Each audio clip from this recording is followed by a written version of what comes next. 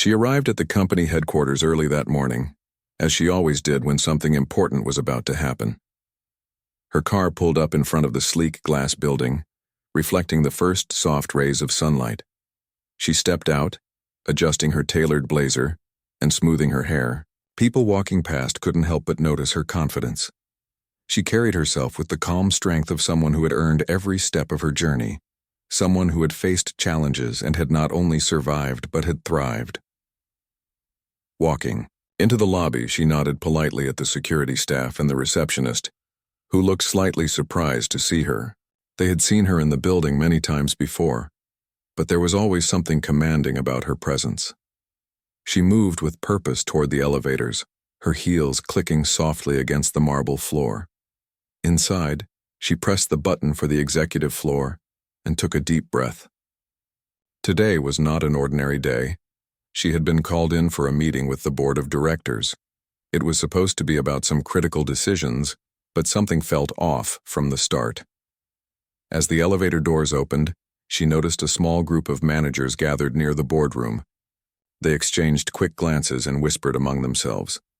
She smiled politely at one or two of them, but the smiles weren't returned. It was subtle, almost imperceptible, but she noticed it. Over the years, she had developed a keen sense for these things. She could tell when people respected her and when they did not, even before any words were spoken. Approaching the boardroom, she felt a small tightening in her chest, not from fear, but from a sense of anticipation. She had been here many times before and had handled difficult meetings with ease. But something about today made the air feel heavier. The chairman of the board, an older man with a stern face, noticed her approaching. She gave him a warm nod, expecting him to welcome her in. Instead, he raised his hand slightly, a subtle gesture, and said something that froze her in place. "Please wait outside for a moment," he said, his tone calm but carrying an edge that was unmistakable. She blinked, unsure if she had heard correctly. Wait outside? She had been invited to this meeting, her presence requested, her voice expected. Yet here she was being told to wait. She looked at him politely, maintaining her composure, but inside a small flame of irritation and surprise sparked. She had faced dismissive attitudes before, but rarely with such thinly veiled condescension. Instead of reacting immediately, she stepped to the side and stood quietly, observing. The room inside the boardroom hummed with the low murmur of voices, the scratching of pens on paper, and the occasional clearing of throats. She could see, through the glass panels, catching glimpses of the people she had worked with for years, some of whom had once spoken to her with respect, now acting as though she were invisible. She noticed how some of the managers shifted uncomfortably when they thought she wasn't looking, while others seemed almost amused by the situation. There was a subtle tension, a mixture of fear and arrogance, and it told her a lot about the state of the leadership in this company. Over the years, she had learned that true leaders were recognized not by the titles they held, but by how they treated others when no one was watching. And right now, what she was seeing made her stomach tighten. Standing there quietly, she allowed herself a moment to reflect. She had worked tirelessly to reach this position. She had led teams through challenges that seemed impossible, turned failing departments into thriving units, and navigated the tricky politics of corporate life with grace and intelligence. She had earned the respect of employees and peers alike, not through loud announcements or self-promotion, but through consistent results, fairness, and the ability to listen and act decisively. And yet, here she was, being asked to wait outside, dismissed without explanation. She reminded herself to breathe and to stay calm. Losing her composure would only give them an excuse to treat her with even less respect. She could feel her mind sharpening, analyzing the situation with clarity. There were two ways this could go. She could wait quietly, accept the dismissal, and play by their rules. Or she could use this moment to understand what was really happening inside, to observe the dynamics, and prepare for the response that would be required once she was inside that room. As she stood there, a few employees walked past, whispering among themselves. She caught fragments of their conversations, bits of frustration and fear about the decisions being made inside. It confirmed what she already suspected. The management, Team was acting in self-interest, ignoring the needs and voices of the people who actually made the company function. It was not just an issue of her being dismissed. It was a symptom of a much larger problem. Her mind began to replay recent events, moments that now seemed to fit together like pieces of a puzzle. She thought about the missed deadlines, the ignored opportunities, and the subtle but persistent undermining of initiatives she had suggested. It became clear that this meeting was never going to be about collaboration or improvement. It was about maintaining control, maintaining the status quo, and preserving the egos of people who were more interested in their own power than in the success of the company. Despite the irritation bubbling under her calm exterior, she allowed herself a small, quiet smile. She had faced adversity before. She had been underestimated countless times, and she had learned that underestimation was a powerful advantage if used wisely.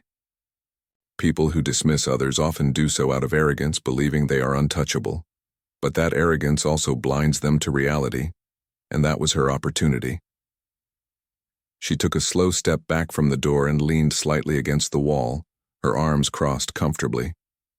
She let her gaze sweep the room one more time, taking mental notes of who was present, who seemed confident, who seemed nervous, and who seemed entirely disengaged.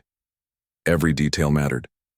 She could tell more about a company by watching a single meeting than some leaders could understand in months of reports and spreadsheets. Minutes passed and the tension in the hallway grew. Employees occasionally glanced at her, some with curiosity, some with hesitation. She could feel their silent questioning. Why is she standing there?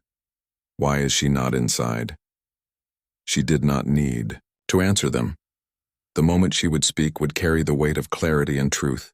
For now she was patient, observing, listening, and understanding the environment in a way few people took the time to do. Inside, she could sense the voices rising slightly, the discussions becoming more heated. She did not need to hear every word to understand the tone. The management team was discussing strategies, or rather, defending their positions, justifying decisions that had failed, and positioning themselves to protect their power rather than the company. Every body language cue, every tone of voice, told her exactly what she needed to know. And then she noticed something else, a subtle but telling reaction from some of the employees present. They looked frustrated, tired, even disillusioned. They were caught in a leadership culture that had grown toxic, and they were afraid to speak out. That frustration was not hidden from her, and it resonated deeply. She knew she could not only step in as a leader, but transform the environment entirely. This was bigger than her personal experience. It was about the people who worked hard every day, whose voices were ignored, whose talents were wasted, whose potential was being suffocated by complacency and bias. She straightened up, taking a deep breath. Her mind was no longer just reacting, it was planning. She understood the situation, the stakes, and the people involved. And she knew with absolute clarity that this was not a moment to be passive. The small insult of being told to wait outside had illuminated a much larger truth. She was not here simply to participate in meetings. She was here to lead, to correct course, to challenge the assumptions and habits that had allowed mediocrity and bias to take root. The minutes ticked by, each one reinforcing her resolve. She checked her watch, but not with anxiety. She did it as a marker, a measure of time passing, knowing that action would soon be required. She could almost sense the board wrapping up, sensing that something unusual was about to happen. She allowed herself a quiet smile again, this one sharper, filled with anticipation. The moment inside that room would not be about waiting. It would be about clarity, authority, and change. When the chairman finally stepped out, glancing at her, with a mixture of impatience and expectation, she did not flinch. She met his eyes, calm and steady, a silent message that she understood everything that had happened and that nothing would surprise her. The meeting was over, and soon she would walk inside, not as someone dismissed, but as someone who had already seen the weaknesses and the truths that no one else could admit. She took a step forward, her confidence unshaken, her mind alive with the strategy and understanding she had gained simply by being patient. This was only the beginning. The world would see her leadership, not in the quiet patience outside the door, but in the decisive, bold action she was about to take inside. Every slight, every dismissive word, every act of condescension had only strengthened her resolve. And when she entered that room, she would not simply participate. She would transform the very environment that had tried to diminish her. She stood outside the boardroom, letting the door remain slightly open so she could catch snippets of the conversation inside. At first, she didn't plan to listen in. It wasn't polite, and she had always believed in direct communication. But something about being dismissed so casually, about being told to wait outside as if she had no authority, sparked a quiet curiosity. She wanted to understand exactly what they were thinking, what decisions they were making, and what had led them to treat her with such disregard. The murmurs of voices reached her ears, low and hesitant at first. She could hear the chairman, speaking with a tone of authority that suggested he believed he was in complete control. Around him, several senior managers nodded, some eagerly, others with nervous glances. Their words weren't entirely clear, but the fragments she caught told a story she had begun to suspect long before arriving that morning. "They're still not on board with her plan," one manager whispered sharply. "If we don't stop her, she'll change everything. And she might notice what we've been doing," another muttered, almost in fear. Her mind sharpened at those words. Everything was starting to make sense. The company had been struggling in subtle ways. Projects delayed, opportunities ignored, employee complaints brushed aside. And now she could see why. The people running the company, the ones who were supposed to guide it toward success, had been protecting their own interests, not the company's. They had been resisting her ideas, underestimating her because of her age, her race, and because she refused to play their political games. She felt a mixture of frustration and clarity. The frustration came from knowing that she had to deal with years of negligence and bias. The clarity came from realizing that she now had the perfect insight into their behavior. She was not just a participant in this situation, she was an observer, and that gave her power. She could see the weaknesses, the fears, and the arrogance of those inside. She could see who would crumble when confronted and who might try to challenge her. The voices grew louder, a little more heated, as if the discussion inside had shifted to some critical decisions. She heard mentions of budgets, project failures, and missed deadlines. Some managers tried to justify past mistakes, while others subtly blamed her, suggesting that her presence and her new strategies had caused confusion among the teams. It was almost laughable if it hadn't been so infuriating. She knew exactly how much effort she had put into these plans and how carefully she had considered every step. And yet here they were, twisting reality to protect their own positions. A part of her wanted to step inside immediately, to confront them, to correct the record and assert her authority. But she held back. She knew that patience was more powerful than immediate reaction. She allowed herself to remain quiet, listening carefully to each word, each hesitation, each little tell that revealed their true motives. The situation inside the room was fragile, and if she moved too soon, she might lose the advantage she had gained simply by observing.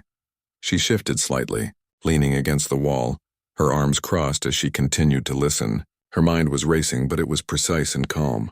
She began to categorize the people she had worked with for years, who could be persuaded, who was purely self-interested, and who might secretly support her but feared speaking up. She remembered conversations she had had with employees over the past months, moments when they had confided in her, quietly expressing their concerns about management. Everything was falling into place. She could now see the patterns, the behavior, and the culture that had allowed incompetence and bias to thrive unchecked. Then came a comment that made her straighten up. One of the managers, speaking to the chairman, said something about removing her from projects completely, about sidelining her until she could no longer influence the company's direction. She felt a flash of anger, but it was quickly replaced by determination.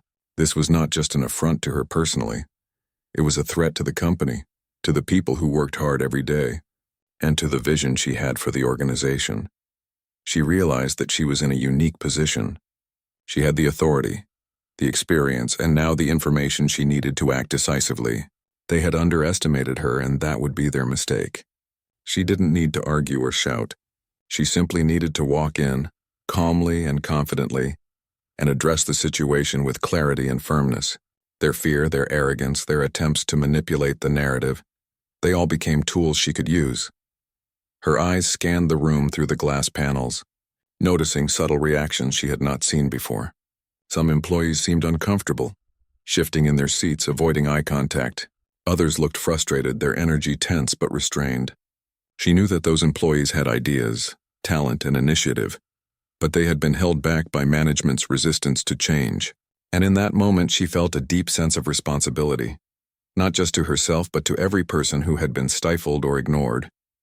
She allowed herself a brief moment of reflection. Over the years, she had faced discrimination and doubt, and she had learned to handle it with grace.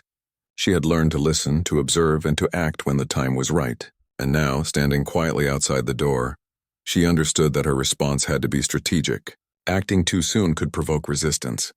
Acting too late could allow the damage to continue. She needed to strike at the perfect moment, and she had learned that timing was everything in leadership. As she continued to listen, she noticed a pattern in the conversation. The managers were not discussing solutions. They were discussing self-preservation.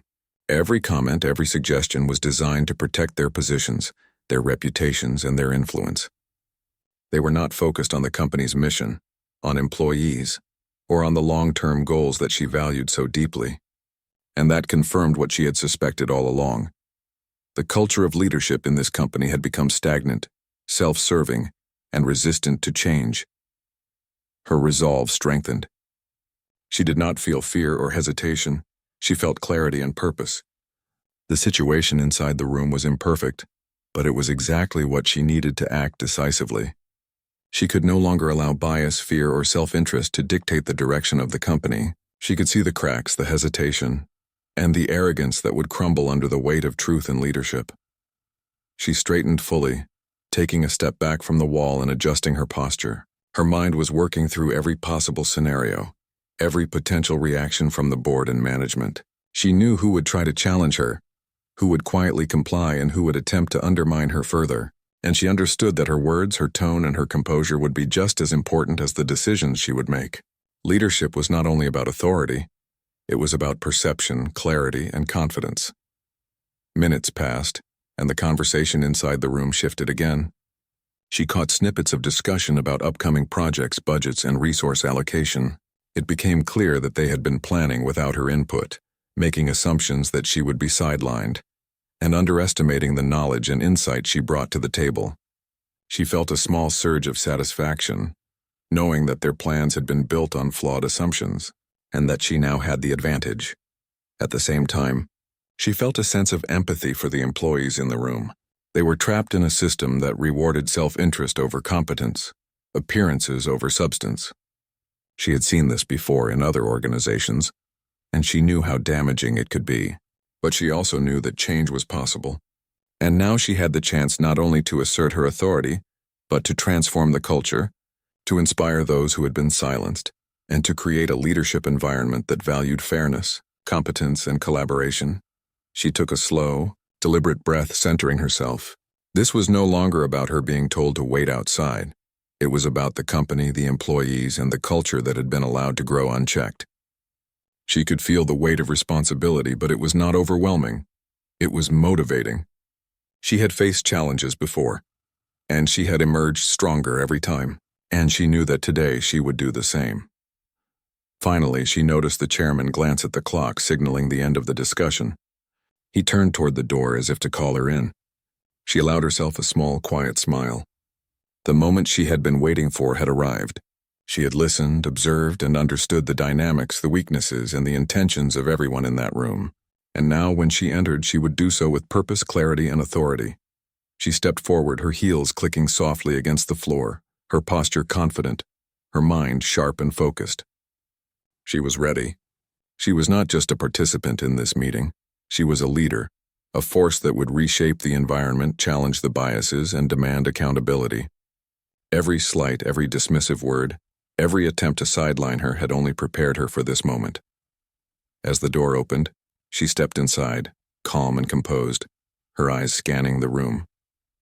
The energy shifted immediately. The managers who had whispered and schemed moments ago now looked up, startled by her presence. The chairman cleared his throat. trying to maintain authority. But she met his gaze evenly, silently signaling that she understood everything and that she would not be deterred. The room was silent for a heartbeat, then she spoke, her voice calm but firm, not in anger, not in accusation, but with the clarity and authority that only experience, insight, and preparation could bring. Everyone inside knew in that instant that this meeting had changed. She was no longer waiting. She was in control. She stepped fully into the boardroom, her presence immediately changing the energy of the space. The chatter that had been filling the room moments ago dissolved into silence as all eyes turned toward her. Some faces registered surprise, others unease, and a few, barely disguised, displayed irritation. She felt none of it as a personal affront. She had prepared for this moment, studied the dynamics, and understood exactly what she was walking into. Now was the time to act, not react. The chairman, clearly caught off guard by her calm and confident entrance, opened his mouth to speak, but she raised a hand slightly, a subtle signal that she would begin first. Her voice was steady and controlled, yet carried the authority that only comes from experience and certainty. She did not shout, she did not demand attention, she commanded it. "I understand there have been discussions about my role and my plans for the company," she began. "I also understand that some decisions have been made without my input, based on assumptions about what I can or cannot do. I'm here to make one thing clear. The success of this company depends on competence, integrity, and accountability. Not on assumptions, not on fear, not on personal agendas." She paused, letting her words settle. A few managers shifted uncomfortably in their seats, realizing for the first time that she was not intimidated and would not be dismissed. Her calm authority was disarming, and the room could feel the weight of her presence without a single raised voice. "I have observed the recent meetings, listened to the discussions, and reviewed the decisions that have been made," she continued. "It has become apparent that some practices here are not serving the company, the employees, or the mission we have committed ourselves to. I am not here to assign blame unnecessarily, but I am here to address the reality of our situation." As she spoke, she noticed subtle reactions. Some employees avoided eye contact, nervous about the confrontation unfolding before them. Others leaned slightly forward, intrigued, as if sensing that change might finally be coming. She allowed herself a brief acknowledgement of them with a small nod, silently communicating that she saw their frustration and their potential. One of the senior managers, attempting to regain control, interrupted sharply. "We've always acted in the company's best interest. Your plans are ambitious, yes, but we have experience. You don't see the full picture," she responded without hesitation. "Experience is valuable only when it is applied wisely. Protecting positions and appearances is not leadership. Ignoring evidence, dismissing input, and resisting necessary change is not experience, it is negligence. I am here to ensure that decisions are made for the right reasons, not the convenient ones." Her words landed heavily. The chairman's jaw tightened and a ripple of unease passed through the room. For years, some of these managers had relied on the assumption that she could be minimized, overlooked, or undermined. They had miscalculated. She had the clarity, the insight, and now the confidence to confront their tactics directly. She moved subtly around the room, her gaze meeting the eyes of those who had whispered and conspired, her presence alone conveying that she had seen everything. Her tone remained calm even and professional, but every word was precise. Each sentence carefully structured to expose the weaknesses she had observed without unnecessarily inflaming the situation. "We have employees who are talented, dedicated, and capable of remarkable contributions," she said, gesturing slightly toward the rest of the room. "Yet their potential has been limited by a leadership culture that prioritizes self-interest over competence. This is not acceptable. It cannot continue. I will not allow the company to operate in a way that undermines the very people who make it function." There was a long pause. Some managers looked at each other, uncertain how to respond. The chairman opened his mouth, clearly searching for a way to assert control, but she continued uninterrupted. "I have been told to wait outside. I have listened and observed, and I now understand the scope of the issues we face. They are serious and they demand immediate and decisive action. The company cannot afford continued mismanagement. I will not be sidelined, nor will I allow those who have consistently failed to dictate the direction of this organization any longer." A murmur ran through the room. Employees who had been quietly anxious began to lean in, listening intently. They had heard about her leadership. They had respected her in private, but now they saw it in action. Direct, fearless, and unwavering. The confidence she displayed was magnetic, and it drew attention, admiration, and even relief from those who had felt powerless under the previous management structure. One of the managers, trying to defend the existing structure, argued, "We've always followed the processes. We have done what we thought was best." She shook her head slightly, not in anger but in disappointment. Processes are meaningless without outcomes. Following procedures blindly while ignoring results is not leadership, it is avoidance. And in this room, avoidance has cost the company too much already. We cannot continue like this. Her words were simple but powerful, stripped of jargon or unnecessary complexity. She spoke to facts, to behavior, to outcomes. She spoke to the reality that everyone in the room could see, but had been too cautious, too afraid, or too self-serving to address. And in doing so, she shifted the energy. Fear and defensiveness began to mix with recognition. People understood that she was not here to punish. They understood that she was here to correct. She paused again, letting her voice drop slightly, emphasizing the importance of the next words. "I am here to lead. I am here to ensure that decisions are made with integrity, that people are valued for their work and potential, and that the company is guided toward meaningful success. Anyone who is unwilling or unable to align with these principles will not have a place in this organization." The room fell into a stunned silence. Some managers exchanged nervous glances, realizing that her words were not empty threats, they were statements of intent backed by authority, insight, and preparation. She had observed everything, understood the culture, and was now addressing it directly. There was no room for doubt about her determination. Employees in the room who had been hesitant to speak in the past now watched with hope. They could sense that change was coming, that someone was finally willing to challenge the norms that had limited them.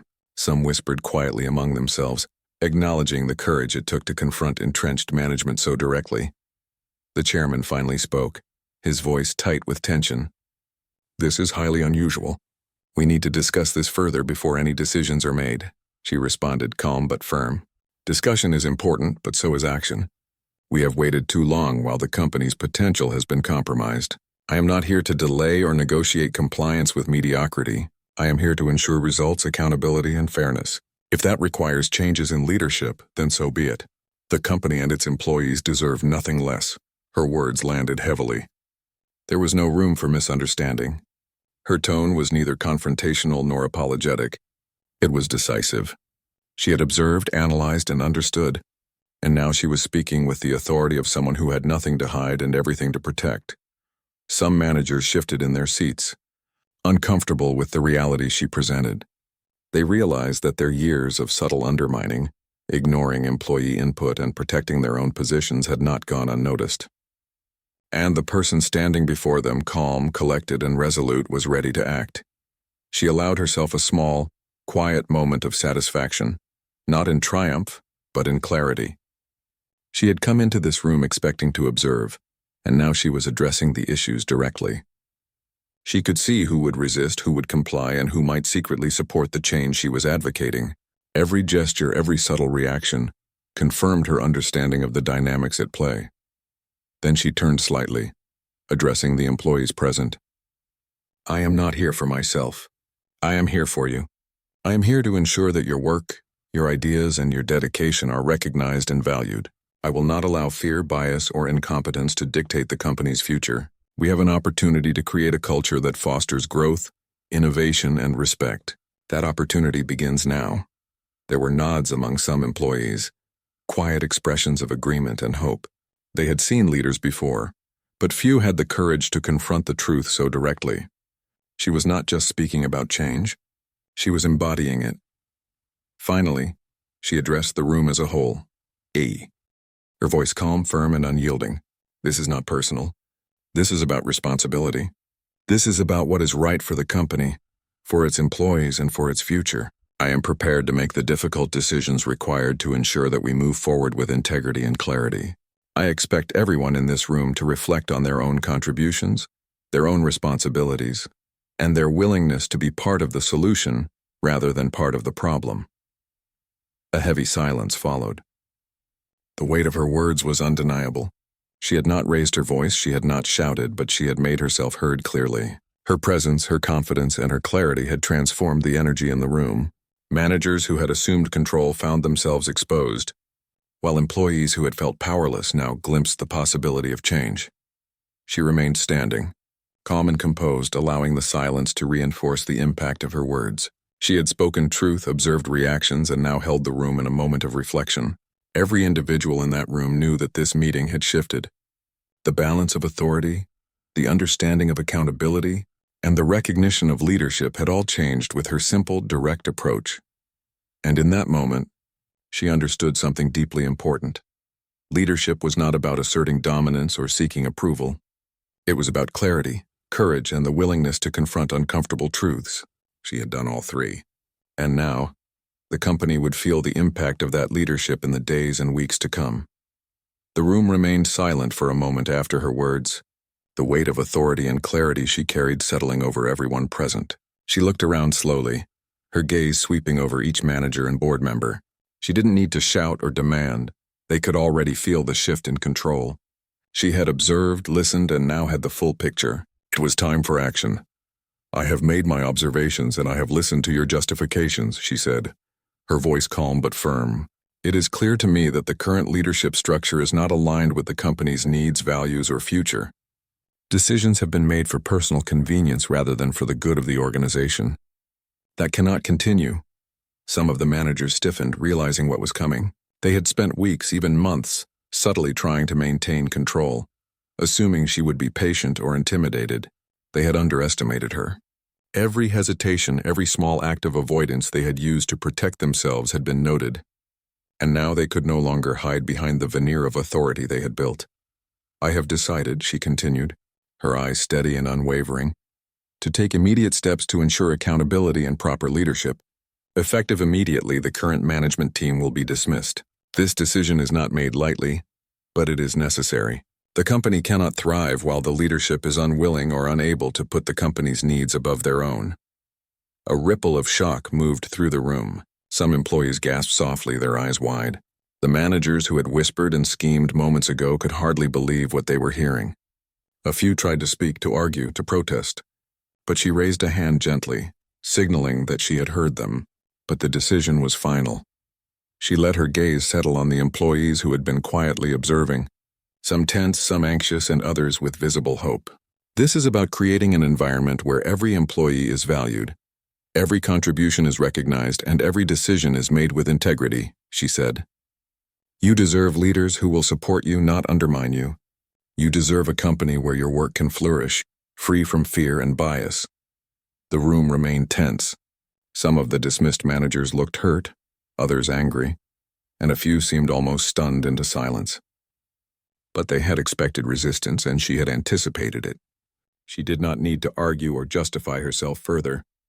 The clarity of her reasoning, the calm authority of her presence, and the undeniable truth of her observations spoke louder than any debate could. She allowed herself a small, quiet moment of satisfaction, not in triumph, but in knowing that she was doing what was right. Years of observation, patience, and preparation had led to this moment. She had listened, she had understood, and now she was acting decisively. The company's future depended on it, and she would not allow hesitation or fear to hold it back. Turning to the employees who had witnessed the confrontation, she continued, "I know this is sudden and it may feel uncertain. Change often feels uncomfortable at first, but I want you to know that this decision is made to create clarity, fairness, and growth. Your voices will be heard, your work will be recognized, and together, we will rebuild a leadership structure that aligns with our values and our mission." Some employees nodded, visibly relieved. They had felt the effects of ineffective leadership for years, quietly carrying the weight of projects and decisions that had been mishandled or ignored. Now, they could see a clear path forward, one guided by competence, integrity, and accountability. She looked back at the dismissed managers. "You will have support in transitioning out of your roles. Your contributions are acknowledged where they have been genuine, but your approach to leadership has not served the company. We cannot continue with a culture that rewards self-interest over results. That ends today." A few of the managers tried to interject, but her calm, steady gaze silenced them without raising her voice. They had expected negotiation, perhaps even delay, but they had underestimated her decisiveness and her commitment to accountability. She turned back to the employees, offering them reassurance. I will personally work with the new leadership team to ensure that every department has clarity, every employee has support, and every project has direction. We are building something stronger together. The future is not dictated by fear or bias. It is guided by competence, fairness, and purpose. The tension in the room slowly shifted. Shocked expressions softened as employees realized that change was not only possible, it was happening. They could feel the energy shifting, the old patterns of hesitation and frustration dissolving. They could finally envision a workplace where leadership was clear, decisions were fair, and their efforts were valued. She allowed herself to reflect briefly on the magnitude of what was happening. Dismissing an entire management team was not a small decision, but it was necessary.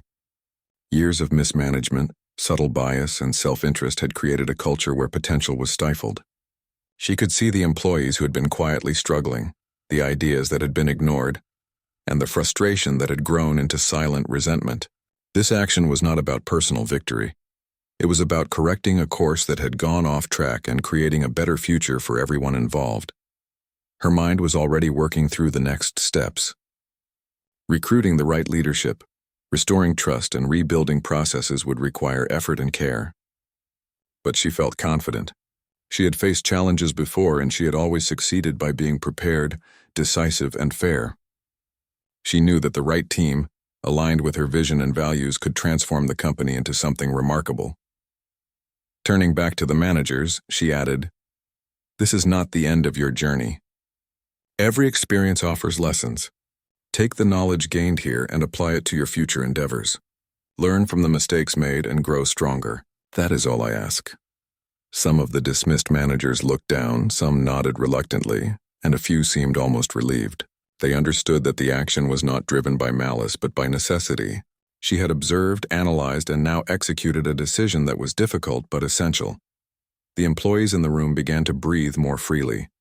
They saw a leader who was willing to act decisively, who valued integrity over convenience, and who prioritized the company and its people over personal politics. For many, it was inspiring, a rare glimpse of leadership that was both courageous and thoughtful.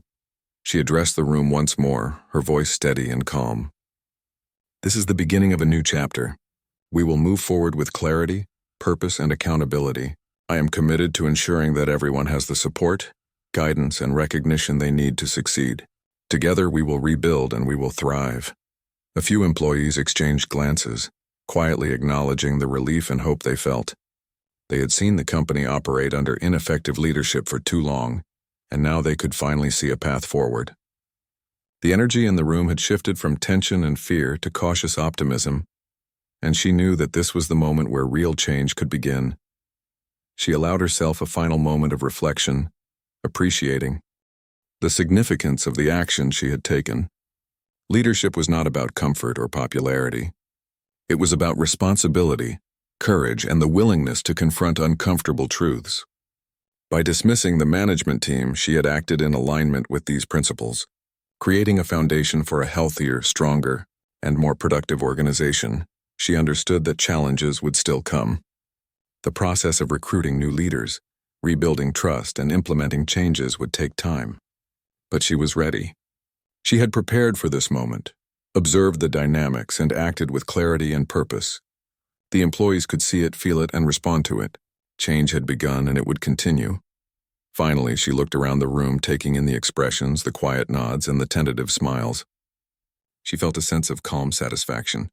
She had acted decisively, fairly, and thoughtfully. The company's future was no longer dictated by ineffective leadership. It was now in the hands of someone committed to integrity, accountability, and positive change. She allowed herself a small, quiet smile. This was only the beginning. The next steps would involve hard work, careful planning, and dedication, but the foundation had been laid. Leadership had been restored, accountability had been asserted, and employees could begin to believe in a company that valued their contributions and respected their potential. And in that moment, she understood something deeply important. True leadership was not about titles, appearances, or comfort. It was about vision, courage, and the willingness to act when action was needed most. She had demonstrated all three, and the company and its people would never be the same again. The days following the dismissal of the management team were intense, but the atmosphere in the company began to shift almost immediately. Employees who had previously been anxious or hesitant now moved with a quiet sense of relief. They had seen the courage and clarity of leadership firsthand, and it gave them hope that their voices and work would finally be valued.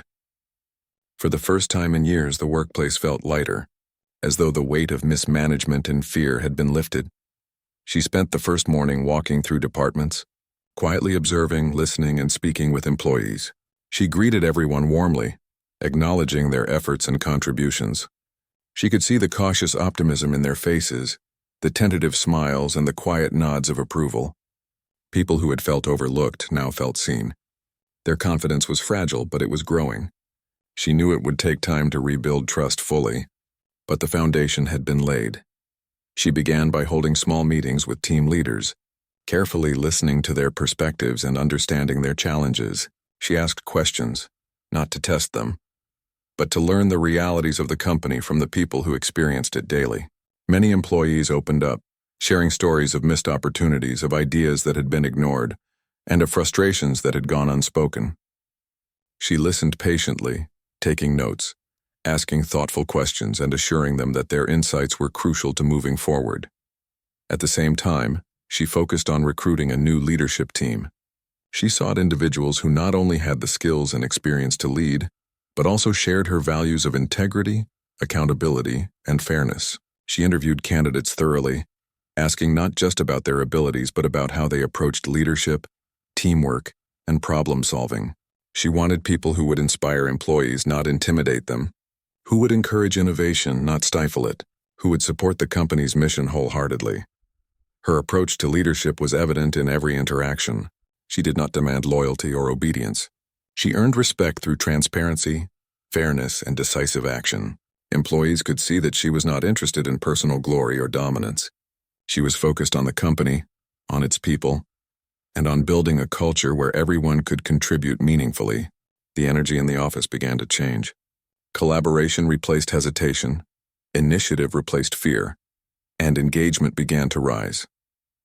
She also made structural changes to ensure that accountability was maintained at every level. Processes were simplified and clarified.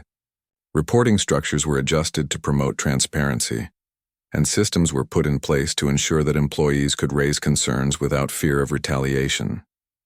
She encouraged open dialogue, creating spaces for honest conversations where ideas could be shared freely and decisions could be discussed openly.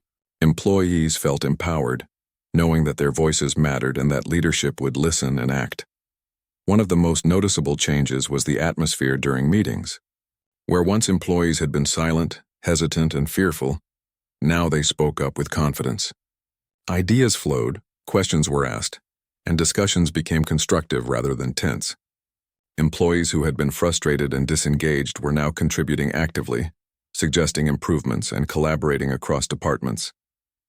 The culture of fear and caution had been replaced by a culture of engagement and respect. Her leadership style also inspired loyalty and dedication. Employees respected her not because she held the title of CEO, but because she demonstrated fairness, courage, and commitment every day. She was approachable yet firm, compassionate yet decisive. She recognized achievements, addressed challenges head-on, and maintained high standards without being authoritarian. People wanted to follow her, not out of obligation, but because they trusted her judgment and admired her integrity. The company's performance began to reflect the change in culture. Projects that had been delayed or mishandled were now moving forward efficiently. Teams collaborated effectively, and innovative solutions began to emerge. Employee satisfaction increased and productivity improved. The company, which had struggled under a leadership team more concerned with self-interest than results, was now operating with clarity and purpose. It was clear that the decisive action she had taken had not only corrected a problem, but had transformed the organization. External recognition soon followed. Industry partners and clients noticed the renewed energy and efficiency in the company. They observed the proactive approach, the focus on results, and the commitment to fairness and integrity. The CEO received messages of admiration from peers and colleagues, who respected her courage and her ability to lead decisively while maintaining humanity and fairness. She became a model of transformative leadership, someone who could address systemic issues, act decisively, and rebuild trust effectively. She also took time to mentor emerging leaders within the company. She identified employees with potential and provided guidance, support, and encouragement. She helped them navigate challenges, develop their skills, and understand the importance of integrity and accountability. She wanted to create a sustainable culture where leadership was distributed and where people could grow without fear of bias or marginalization. Her mentorship became an integral part of building a strong, capable leadership team for the future. Through it all, she maintained a balance between strategic oversight and personal engagement. She continued to visit departments, check in with employees, and participate in discussions, ensuring that she remained connected to the daily operations and the people who made the company function. She understood that leadership was not only about decisions from the top, but also about understanding the lived experiences of those who worked within the organization. She led with empathy and insight, blending authority with approachability. Over the weeks, the company began to operate with a new rhythm. Employees were no longer constrained by fear or hesitation. They were encouraged to take initiative, suggest improvements, and work collaboratively. Mistakes were seen as learning opportunities rather than reasons for punishment. Teams felt supported, valued, and trusted. The culture had shifted from one of caution and self-interest to one of engagement, accountability, and mutual respect. She took pride in seeing the transformation unfold, not as a personal achievement, but as a reflection of what was possible when leadership prioritized fairness, competence, and vision. She recognized that the change had not been easy. Dismissing the previous management team had been a bold and difficult decision, and it had required courage, clarity, and commitment. But the results were undeniable. The company, its employees, and its clients were thriving because leadership had acted decisively and wisely. As the company continued to evolve, she also began sharing her experiences and insights with a broader audience. She spoke about leadership, accountability, and the importance of addressing bias and ineffective practices directly. She emphasized that leadership required courage, clarity, and a willingness to make difficult decisions when necessary. Her story resonated with others in the industry, inspiring leaders to reflect on their own practices and consider how they could create more fair, effective, and engaged workplaces. She also remained humble and grounded. Despite the recognition and admiration she received, she focused on the work ahead. She knew that maintaining a positive culture and strong performance required ongoing effort, vigilance, and adaptability. She continued to listen, learn, and adjust strategies to meet the evolving needs of the company and its people. Leadership, she understood, was a continuous journey, not a single moment or decision. By the end of several months, the company had not only stabilized but was thriving. Employee morale was